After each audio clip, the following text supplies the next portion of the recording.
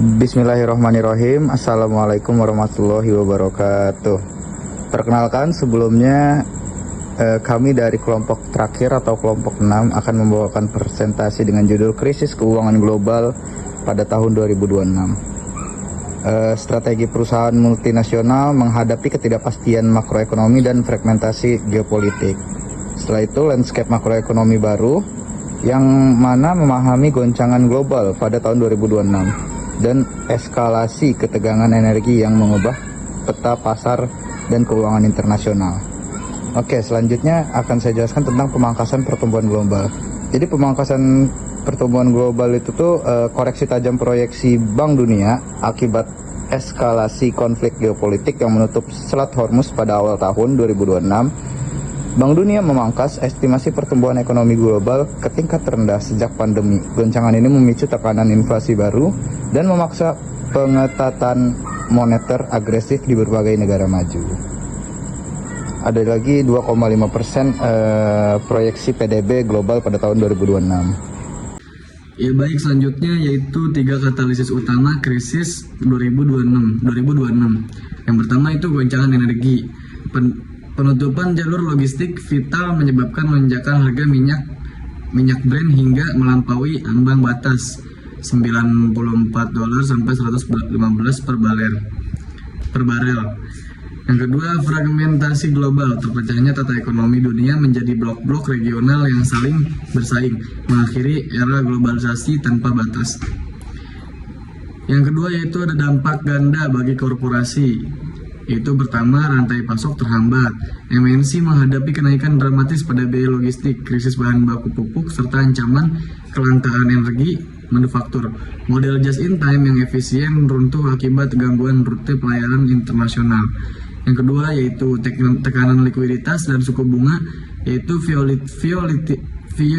volatilitas di pasar uang swasta meningkat tajam. Biaya modal cost of capital melonjak seiring pengetatan likuiditas perbankan, meningkatkan risiko insolvensi bagi perusahaan dengan rasio leverage yang tinggi. Oke, untuk slide selanjutnya ada resiliensi rantai pasok global. Yang pertama ada strategi just in case. Just in case memperbanyak persediaan penyangga atau buffer stock untuk komponen kritis demi menghindari penghentian produksi seketika.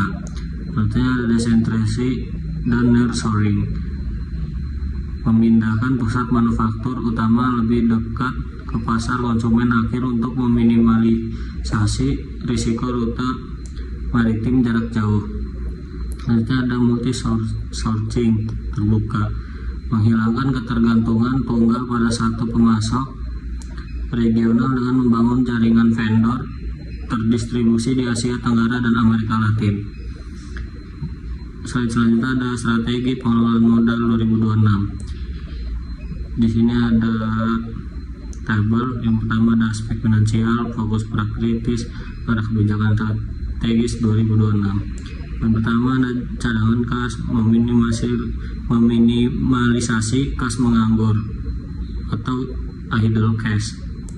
Ada akumulasi likuiditas instan untuk ketahanan darurat. Yang kedua, alokasi capex. Lainnya ada ekspansi agresif dan akuisisi spekulatif. Ada kebijakan strategisnya hanya mendanai proyek dengan ROI cepat dan efisiensi tinggi. Poin 3 ada manajemen utang bunga mengambang floating rate. Efisiensi ke struktur suku bunga tetap jangka panjang. Poin terakhir ada lindung nilai, hedging parsial dan oportunistik. Untuk arah kebijakan strategis 2006-nya, poinnya ada hedging komprehensif pada komoditas energi dan valuta asing. Sekian dari saya. Kemudian pada slide ini menunjukkan prioritas strategi perusahaan untuk meningkatkan efisiensi selama krisis 2026. Sebanyak 40% difokuskan pada AI dan otomatisasi proses untuk menekankan biaya dan meningkatkan produktivitas. Kemudian 30% dialokasikan untuk pengamanan rantai pasok agar distribusi tetap berjalan lancar. Selanjutnya itu 20% itu digunakan untuk restrukturisasi hutang guna mengurangi beban bunga. Sedangkan 10% lainnya yaitu untuk memperkuat cadangan kas agar likuiditas tetap terjaga. Pada slide selanjutnya menunjukkan grafik bahwa harga minyak mengalami fluktuasi dari tahun 2021 hingga proyeksi 2026. Setelah sempat naik pada 2022, harga bergerak relatif stabil pada tahun 2023 hingga dengan 2025. Namun, pada tahun 2026 diproyeksikan melonjak hingga sekitar $120 Amerika Serikat per barel akibat meningkatnya ketegangan geopolitik.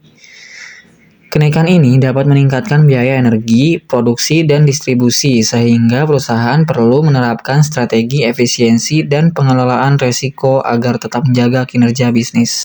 Selanjutnya ada roadmap tindakan taktis 2026. Yang pertama ada Q1 atau quarter 1, yaitu melindungi nilai dengan cara mengunci kontrak pasokan energi dan mengamankan likuiditas jangka pendek korporasi. Dan yang kedua ada Q2 atau resourcing, diverifikasi pemasok kritis untuk beralih dari satu pusat supply yang rentan. Ada juga yang selanjutnya yaitu Q3, yaitu otomatis AI, mengintegrasikan sistem kecerdasan buatan untuk merampingkan pengeluaran operasional. Dan yang terakhir ada Q4 atau ekspansi, mengambil peluang konsolidasi industri pada pasar yang mulai stabil. Untuk selanjutnya sesi pertanyaan, dikarenakan tidak ada penonton, jadi mari kami tutup acara pada hari ini atau presentasi pada hari ini dengan mengucapkan wabillahi taufiq wal hidayah. Terima kasih. Assalamualaikum warahmatullahi wabarakatuh.